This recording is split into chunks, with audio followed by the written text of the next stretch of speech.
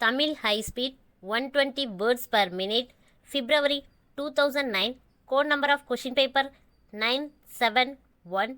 Get ready. Start. மாண்புமிகு தலைவர் அவர்களே, நமது நிதியமைச்சர் அவர்கள் அளித்திருக்கும் வரவு செலவு திட்டத்தை வரவேற்கிறேன். மேலெழுந்த வாரியாக பார்த்தால் நமது ரொக்க வசதிகள் பாதிக்கப்பட்டிருப்பது தெரியும். நம்முடைய தேவைகளுக்கு ஏற்றபடி நிதி பற்றாக்குறையை நிவர்த்தி செய்வதற்கு நமது அமைச்சர் அவர்கள் ஒரு பெரிய முயற்சியை மேற்கொண்டிருக்கிறார்கள். இந்த வரவு செலவு திட்டத்தின் மீது பேசும்போது யாராவது புதிய வரி இல்லாமல் இதை சமாளித்திருக்க முடியும் என்று சொல்கிறார்களா என்று பார்த்தேன். அப்படி யாரும் சொல்லவில்லை.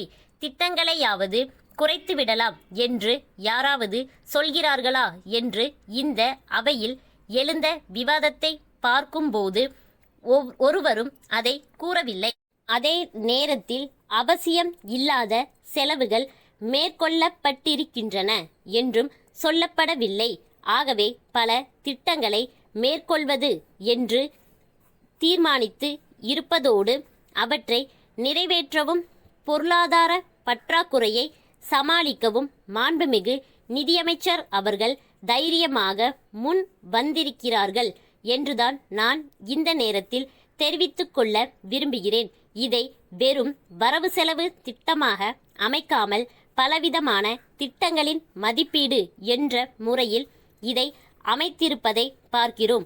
விவசாயத்துறை, தொழில்துறை என்று இந்த இரண்டு பிரிவுகளையும் தனித்தனியாக பிரித்து பார்த்தால் நாம் மேற்கொண்டிருக்கும் பல்வேறு நடவடிக்கைகளையும் தெரிந்து கொள்ளலாம்.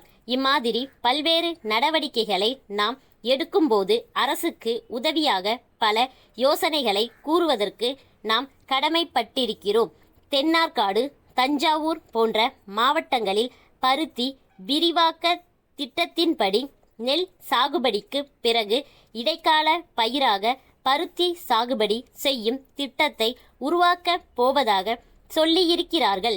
இது மாதிரி அவர்கள் இதுவரையில் ஏன் சாகுபடி செய்யவில்லை? இது மாதிரி சாகுபடி செய்ய வேண்டுமென்ற முயற்சி இருந்ததா இல்லையா என்பதை அரசு அறிய வேண்டும். இம்மாதிரி சாகுபடி செய்வது நிலவளத்தை பாதிக்கும் என்று ஏதோ சாக்கு சொல்லலாம். நான் அந்த போலி சாக்குகளை கேட்கவில்லை.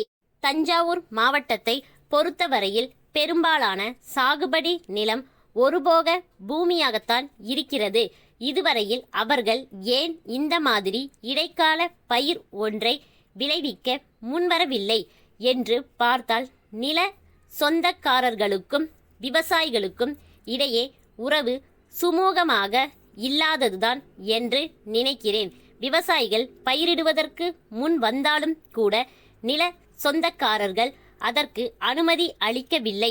அதுதான் காரணம் என்று நான் நினைக்கிறேன். இப்போதும் 2 போகம் விளைவித்தால் நிலவளம் குறையும், முதல் போகத்தின் அம்சம் குறைந்துவிடும் என்று சொல்லி தடங்கல் ஏற்படுத்தி இருக்கிறார்கள் என்று நினைக்கிறேன். அந்த நிலைமையையும் மாற்றி இந்த திட்டம் வெற்றிகரமாக நடைபெற தக்க நடவடிக்கை எடுக்க வேண்டுமென்று கேட்டுக்கொள்கிறேன். அடுத்தபடியாக மீனவர்களுக்கு நைலான் நூலும் விசைப்படகும் கொடுப்பதற்காக ஏற்பாடு செய்யப்பட்டிருக்கிறது என்று சொல்லியிருக்கிறார்கள். விசைப்படகுகளை மட்டும் வைத்துக்கொண்டு நம் நாட்டு மீன்வளத்தை பெருக்கிவிட முடியாது என்பதை தெரிவித்துக்கொள்ள விரும்புகிறேன். இந்து மகா சமுத்திரத்தை பற்றி எல்லா நாடுகளும் சேர்ந்து ஓர் ஆராய்ச்சி நடத்துகிறார்கள். அதில் ஏராளமான அளவுக்கு மீன் வளம் இருக்கிறது. ஆதலால் ஆழ்கடலில் இருக்கும் மீன் வளத்தை நாம் பயன்படுத்தி கொள்ள வேண்டும். அதற்கு விசை படகுகளால் பயன் இல்லை. ஜப்பான் முறைப்படி ஆழ்கடலில் மீன் பிடிப்பை மேற்கொண்டால்தான் நாம் நிச்சயமாக மீன் வளத்தை பெருக்க முடியும். இதை நீண்டகால திட்டமாக வேண்டுமானாலும் வைத்து கொள்ளலாம். இதை அரசு துறையில் செய்ய முடியவில்லை என்றால் தனியார் துறையில் செய்யலாம். மும்பையில் இதன் மூலம் சென்ற ஆண்டில் மாத்திரம் 2 கோடி ரூபாய் அளவுக்கு லாபம் சம்பாதித்திருக்கிறார்கள்.